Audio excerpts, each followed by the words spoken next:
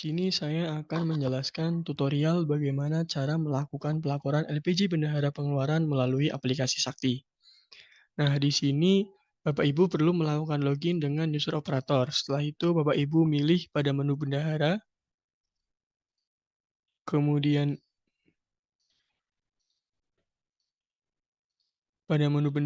kemudian pilih cetak laporan, kemudian LPG bendahara pengeluaran. Nah, setelah itu Bapak Ibu perlu memilih jenis laporannya, yaitu laporan pertanggungjawaban bendahara pengeluaran. Nah, untuk mengupload pada periode bulan saat ini atau bulan Oktober, misalkan Bapak Ibu ingin mengupload bulan Oktober. Nah, untuk mengupload LPG bendahara pengeluaran bulan Oktober, Bapak Ibu perlu melakukan cetak ADK LPG bendahara pengeluaran pada bulan sebelumnya. Nah, karena di sini masih periode bulan September, maka perlu cetak bulan sebelumnya, yaitu bulan Agustus. Pada tanggal 31 Agustus ini kita klik, kemudian setelah itu kita klik cetak. Kemudian kita klik OK, kemudian pilih kuasa pengguna anggaran.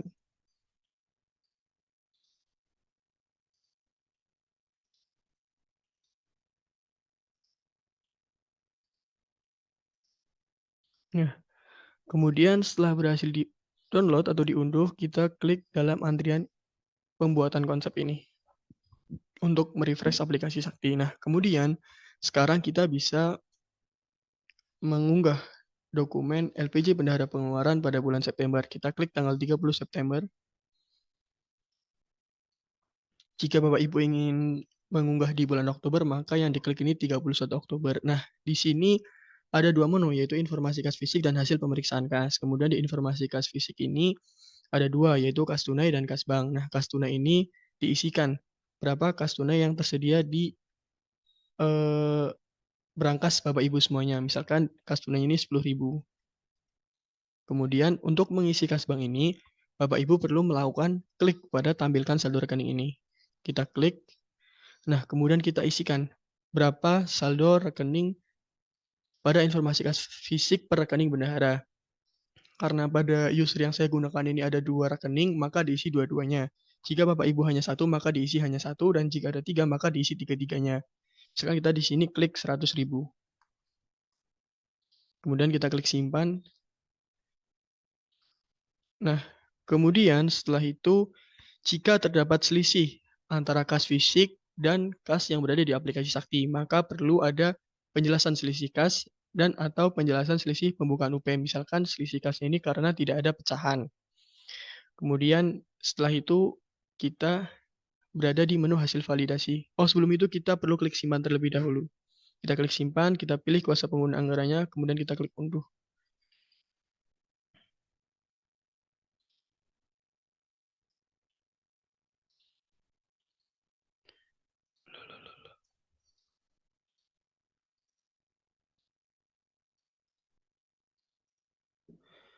Nah, kemudian di sini ada status LPG-nya, yaitu belum dikirim bendahara. Nah, jika LPG ini telah dikirim, maka tulisannya LPG telah dikirim bendahara. Kemudian di sini kita bisa cek terdapat dua validasi, yaitu saldo belum valid dan belum upload dua rekening koran. Nah, di sini kita cek saldo belum valid karena apa. Nah, di sini dijelaskan bahwa berdasarkan pencatatan Sakti, saldo rekening bank ini 0, tapi berdasarkan hasil pemeriksaan, saldo banknya 100.000. Maka Bapak Ibu perlu melakukan perbaikan pada saldo rekening bank. Karena jika merah ini tidak dapat dikirim ke KPA. Nah, di sini ada 3 warna, yaitu warna hijau jika nilai sama, dan warna merah nilai tidak sama, dan warna kuning nilai tidak sama. Untuk warna kuning ini, jika Bapak Ibu warnanya kuning dan semuanya hijau masih dapat dikirim. Tapi jika ada warna merahnya tidak dapat dikirim, maka perlu melakukan perbaikan. Nah, kemudian biasanya pada aplikasi Sakti ini tampilannya terlalu besar. Misalkan tampilannya segini. Sehingga tidak dapat melakukan tutup aplikasi ini. Nah, hal yang perlu dilakukan adalah dikecilkan terlebih dahulu tampilannya. Nah, kemudian kita klik tutup ini. Nah, setelah itu Bapak Ibu perlu melakukan upload 2 rekening koran. Misalkan di sini ada 1 rekening koran, berarti upload 1 rekening koran. Untuk caranya yaitu yang pertama klik yang tanda panah ini, kemudian klik upload, kemudian klik choose. Nah, di sini pilih rekening koran yang akan diupload. Karena di sini saya hanya contoh, maka saya coba satu dokumen yang diupload. Untuk dokumennya harus benar-benar rekening koran yang diupload, jangan asal-asal yang diupload. Kemudian setelah itu, karena di sini masih ada belum 1 rekening koran, maka perlu upload lagi. Satu lagi, dua-duanya jika di sini ada 2 rekening koran, maka 2 hal yang harus diupload. Tapi jika satu, ya hanya satu saja yang diupload. Kemudian kita klik upload.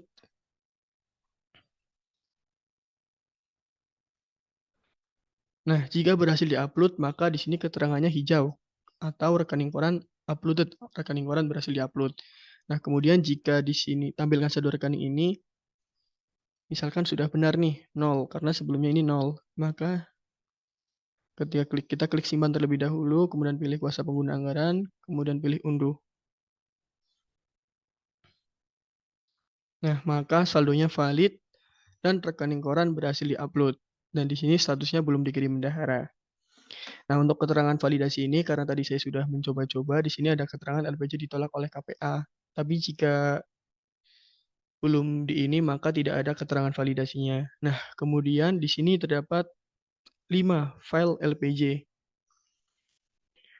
Nah, untuk hal yang perlu dilakukan yaitu kita perlu klik salah satu di sini, salah satu aja klik di sini, kemudian klik preview.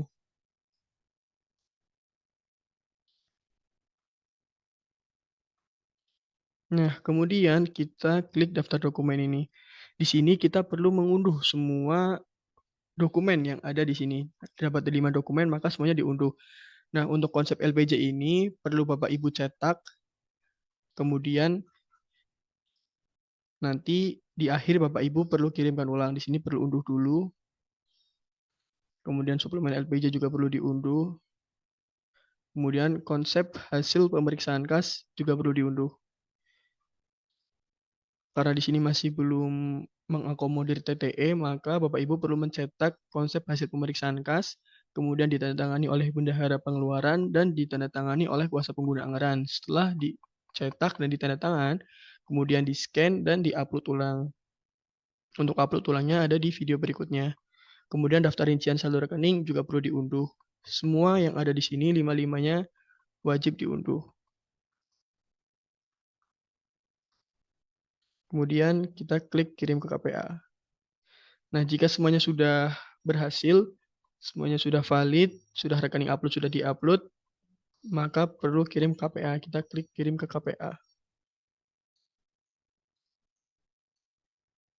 Oh, karena di sini masih proses, maka kita perlu merefresh terlebih dahulu LPJ bendahara pengeluaran ini.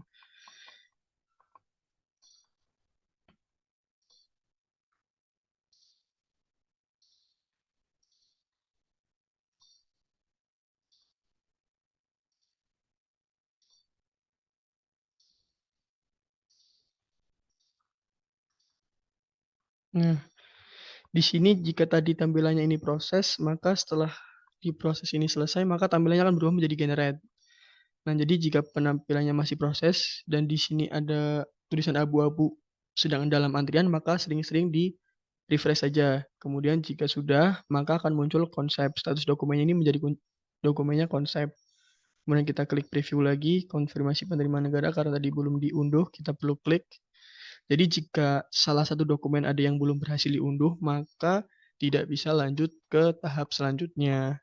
Kemudian kita klik tutup di sini. Kemudian setelah semuanya valid dan semua rekening koran sudah diupload, maka perlu melakukan kirim KPA. Kita klik kirim ke KPA.